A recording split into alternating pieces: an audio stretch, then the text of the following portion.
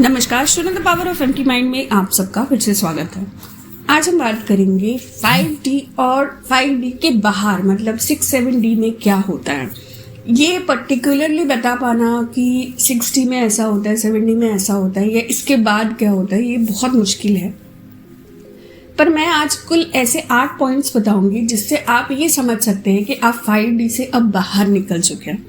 हालांकि 5D तक आना बहुत मुश्किल है, इतना आसान नहीं होता ये, पर अगर आपने अपने ऊपर काम किया हुआ है तो इससे आगे बढ़ने से भी आपको कोई नहीं रोक सकता।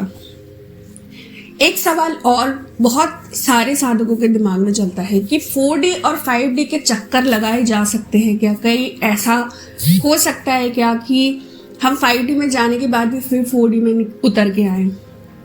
देखिए, अगर आप अपने ऊपर काम बहुत अच्छे से कर रहे हैं, ठीक है, आपने अपने सारे चक्रों पर काम कर लिया है, पर अभी भी आपकी छोटी मोटी हरकतें आपके अंदर बची हुई है, जैसे आप थोड़ा बहुत सिगरेट पीते हो, हल्का फुल्का आप अल्कोहल भी लेते हो, या कहीं ना कहीं आपने अपने हार्ट चक्र पे काम नहीं किया पूरी तरीके से, तो हाँ 4D और 5D के बीच में आप लटके रहते हो।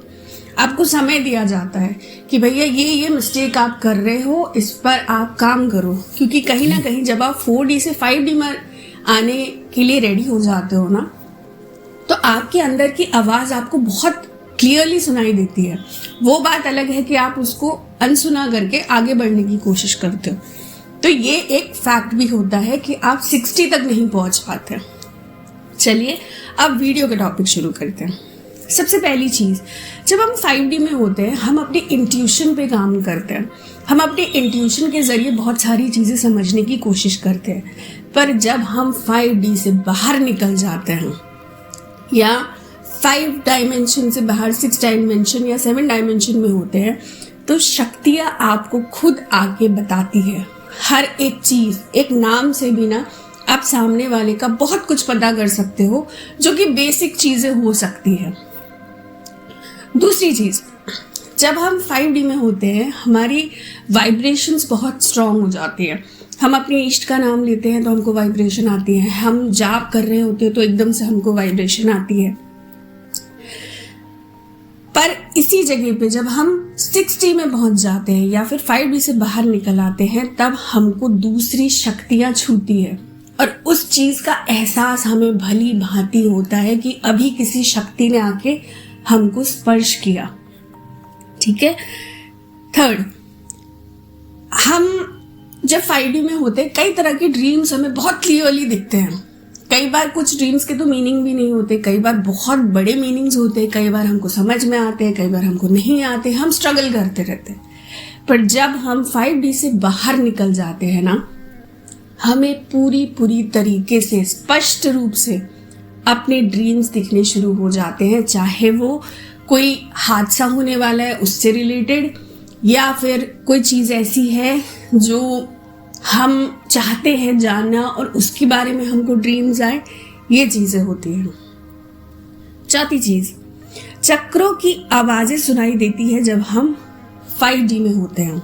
ठीक है, आपके हर एक चक्र का एक अलग अलग साउंड होता है, पर जब हम 5D को क्रॉस कर लेते हैं ना, तभी हमें ब्रह्मनाद की आवाज़ें सुनाई देती है, जैसे ओम की आवाज़ हो गई या फिर नेचर से जुड़ी हुई कोई चीज़ हो गई। इन शॉर्ट हम आपको ये बता सकते हैं कि 5D में आपको आपके बॉडी से ही रिलेटेड चीज़ें समझ में आती है, इंट्यूशन भी आपके अंदर से आती है, वाइब्रेशन भी आपकी बॉडी ही आपको उस चीज़ का एहसास दिलाती है। पर 5D जब हम क्रॉस कर लेते हैं ना, तब हम यूनिवर्स की शक्तियों के साथ जुड़ना शुरू कर देते हैं। इसके भी लेवल्स होते हैं, इतना जितना आप अपने आप पे काम करते रहेंगे ये चीज़ें और स्पष्ट होती चली जाएगी। पांचवी बात, हम 5D में रहकर नेचर से जुड़ने की कोशिश करते हैं, नंगे पैर चलना, चिड़ियों को दाना डालना, गाय को खाना खिलाना वगैरह वगैरह, बहुत सारी चीज़ें हम करते हैं। पर जहाँ हम 5D से बाहर निकल जाते हैं, हमको अब ये समझ में आ रहा होता है कि अगर चिड़िया मेरे घर के आगे आके चहचहा रही है तो क्या बोलना चाह रही है, अगर गाय हमारे घर के आंगन में आई है तो किस लिए आई है, अगर कुत्ता कहीं खड़े होकर रो रहा है और मुझे उसकी आवाज़ सुनाई दे रही है तो क्यों हो रहा है ऐसा। ये सारी चीजें भी आपके अंदर धीरे धीरे डेवलप होने लगती है। छठा पॉइंट, हम 5D तक सिर्फ और सिर्फ अपने थर्ड आई पर काम करते हैं और ये बेसिक रूल ही होता है, हर कोई करता है, ठीक है। पर थर्ड आई हमें क्यों मिल रही होती है? सबसे पहले तो हमें ये समझना चाहिए जब हम इस चीज के लिए काम करते हैं कि थर्ड आई की हमको जरूरत क्या है। थर्ड आई हमारी खुलती है सबसे पहले हम अपने देवी देवताओं के दर्शन कर पाए, इसलिए ये भी जो रूप होते हैं ना जहाँ हम देवी देवताओं के दर्शन करते हैं, पहले तो बहुत धुंधला दिखता है, फिर आंखें दिखने लगती है, फिर धुंधला धुंधला आपको लगता है दूर कोई खड़ा होके आपको देख रहा है या मूर्ति जैसा आपको नजर में आ रहा है। पर जब हम 5D क्रॉस कर लेते हैं ना, हमको अपने देवी देवताओं के दर्शन संपूर्ण रूप से होते हैं, जैसे वो आपके सामने खड़े हैं, अपनी आंखें ब्लिंक कर रहे हैं या हंस रहे हैं, इस तरह की चीजें। ये वो स्टेप होता है जहां आपको ये चीज पूरी तरह समझ में आती है कि नहीं, अब मैं अपने देवी देवताओं के साथ डायरेक्टली कनेक्ट कर सकता हूँ। सातवां पॉइंट, 5D तक आते आते मोस्ट प्रोबेबली आपके 11th to 12th चक्रों पर ऑरा के जो गोले होते हैं उस पर आप काम कर लेते हो। कई लोगों के 11, कई लोगों के 12 पूरी तरीके से बन जाते हैं अगर आप अपने ऊपर अच्छे से काम करते हो तो। पर जब आप 5D से बाहर होते हो तो यही ऑरा इससे आगे बढ़ने लग जाता है, आपका प्रोटेक्शन शील्ड और ज्यादा स्ट्रॉन्ग होने लग जाता है। ये ऑरा का लेयर बहुत हद तक और बढ़ता है जिसके बारे में हमको अभी तक अच्छी तरह से पता ही नहीं है, पर ये लेयर्स 5D के बाहर जाके और बड़ा और वाइब्रेंट होता चला जाता है।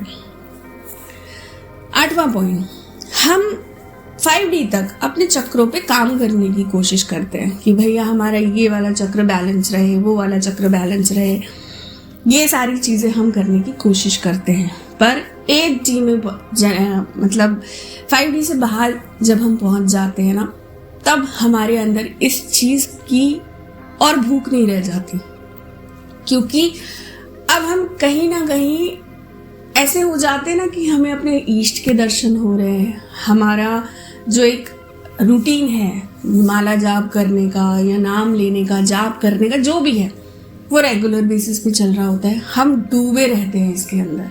इससे ज्यादा हमको और कुछ चाहिए ही नहीं होता।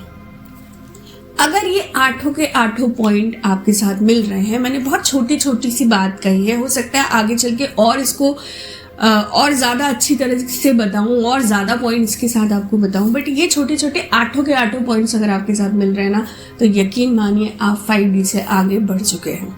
आशा करती हूँ मेरी इस वीडियो से आज आपने नया कुछ जरूर सीखा होगा। चैनल को लाइक और सब्सक्राइब करना ना भूलिए, फैमिली को बढ़ाते रहिए। Thank you so very much.